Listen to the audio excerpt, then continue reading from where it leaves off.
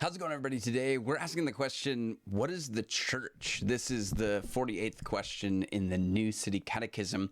And I created a Sunday school lesson that I wanted to share with you. And so I stopped doing the New City Catechism videos. We did about 2/3 of them on YouTube and then uploading the others to the podcast. But when it has a visual element that I wanted to share, that's why we're back. So this is a little bit off book from what the New City Catechism curriculum will instruct you to do. But basically what I did is I looked at the question, what is the church? And I went to Acts chapter 2, and then I created a report card.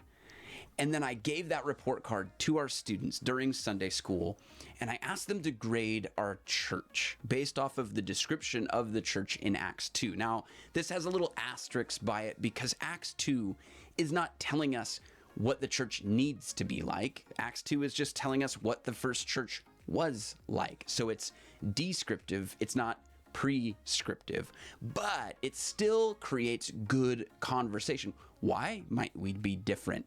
Or what could we be doing better? And so we went through this report card with our students. I thought it was fun. You can let me know what you think. But basically, we break down each one of these things. Acts chapter 2, verse 1, they were all together in one place. How are we doing at this? Yeah, we probably meet together on a Sunday. Maybe some people are better than others. Some people show up every week. Some people show up twice a month. I don't know, but generally the church has a coming together place. And maybe there's other opportunities that your church has where you meet together elsewhere, midweek, something like that. How are we doing when it comes to meeting together as a church? I realize that with COVID and all of that, this is a challenge. So how can we improve that? Acts 2:4, all of them were filled with the Holy Spirit and began speaking in other tongues as the Spirit enabled them to. This is where we get a lot of controversy and debate, and I'm not going to jump into that yet, but are we Spirit-led, Spirit-filled people? Does the Spirit of God guide us and move us? Are we speaking in tongues? Where are you on that? What does that mean? A lot of students are probably going to ask. Is that a gift that you operate in? Is that a gift that you see?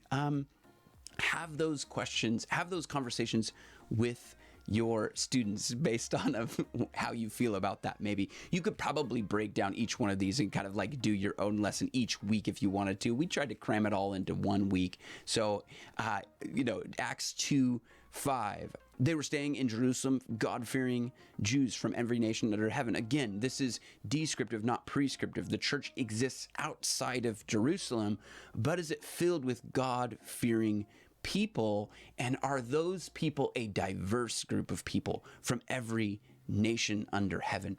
How are we doing on this? Obviously, your geography might limit how diverse your church looks, but where else can we see diversity? Diversity of thought, diversity of ideas, How are we doing on this, church?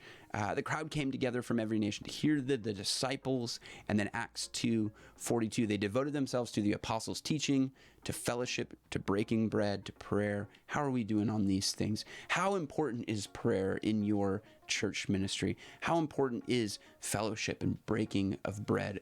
Do we look for more opportunities to do that outside of just maybe coming together once a Sunday? Everyone was filled with awe at the many wonders and signs performed by the apostles. Again, an area of debate, but also a great place to talk to students. Where are we on this? Just like speaking in tongues and other gifts, where are we on the idea of miracles? Do miracles happen in our midst? Do we see miracles maybe differently? But are we also praying for those miracles to happen? Are we believing that those miracles can happen? How are we doing? What's the grade report? Okay. We don't have to go through each and every one of these, but all the believers were together, had everything in common. They sold their property, possessions, gave all they had. Again, another place where we can have great conversation. But are we supposed to be a commune? I don't know. Maybe we don't operate this way. That's not to say it wouldn't be bad. Like, I would love maybe more of this in the church. I also think about it like this, like when you go into your church kitchen, is there a bin that says men's ministry? You know, is there a bin that says youth ministry or women's ministry or something like that? And if the youth pastor happens to need something out of the church and goes to the men's ministry bin, is the youth pastor going to get in trouble? I don't know. How are you doing on this? What's the grade report here? Every day they continued to meet together in the temple courts. They broke bread in their homes, ate together with glad and sincere hearts, praising God and enjoying favor for all of the people. The favor of all of the people, and the Lord added to their number daily those who were being saved. This is a really interesting one. How does the community around you view your church?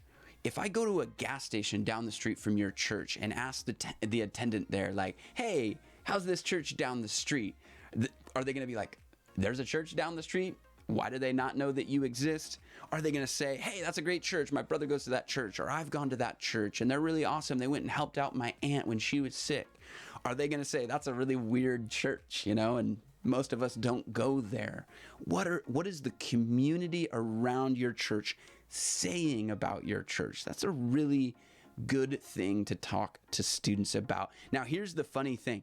I did this, and maybe you're bold enough to do this. I didn't quite go full on, but we did the grade report. We had some good conversation with our students. And then what I want to do is I want to hand that report card to our senior leadership. I haven't done it yet because I'm just, maybe you're more bold than I am, but it would be really interesting to have the students of your church present some feedback to the senior leadership of your church, kind of based off of this conversation we're having on Acts 2. So I thought that was interesting. You can let me know if you think that that's interesting, but this is the New City Catechism, question 48. What is the church? And again, we kind of did a different lesson than the New City Catechism has you prepared for. So I thought that was interesting. I hope you thought that was interesting. Let me know what you think. I will put this in the description of this video. And yeah, if you do the grade report and you have your students fill it out, probably anonymously, and you do send it into your senior leadership, I would love to hear how that goes. Maybe, just maybe, it could be a really beneficial conversation to have from a church standpoint. So again, I look forward to being with you all in the next one.